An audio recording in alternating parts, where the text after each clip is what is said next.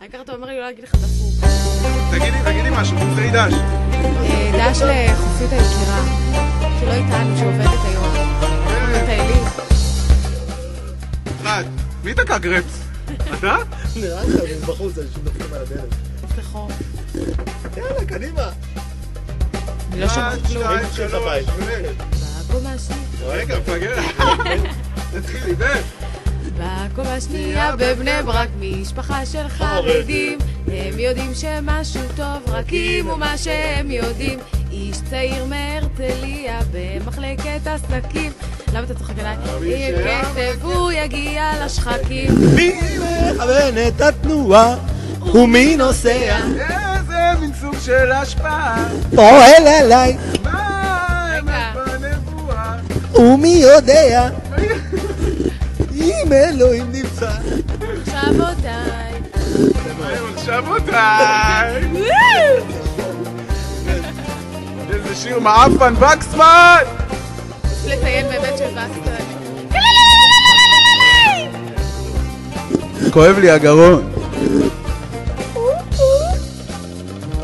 1, 2, 3, yeah! הרבה קטע מעבר יש פה, וקסמן. יש לך MP3 באוטו?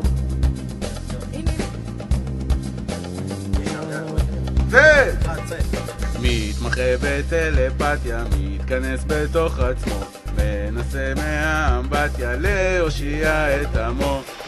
כסף במזומן תשאיר. צריך את הקבלה. מה הקשר בין אדון עולם לראש הממשלה? מי מכוון את התנועה? ומי נוסע? איזה מסוג של השפעה? פועל עליי. מערכת בנבואה ומי יודע? אם אלוהים נמצא בטוב. מחשבותיי. הופה! היי! יאללה, שיגמר.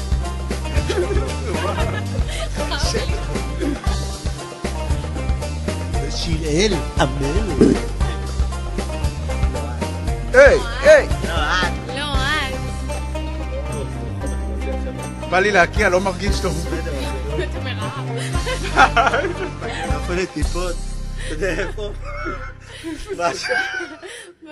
שחי.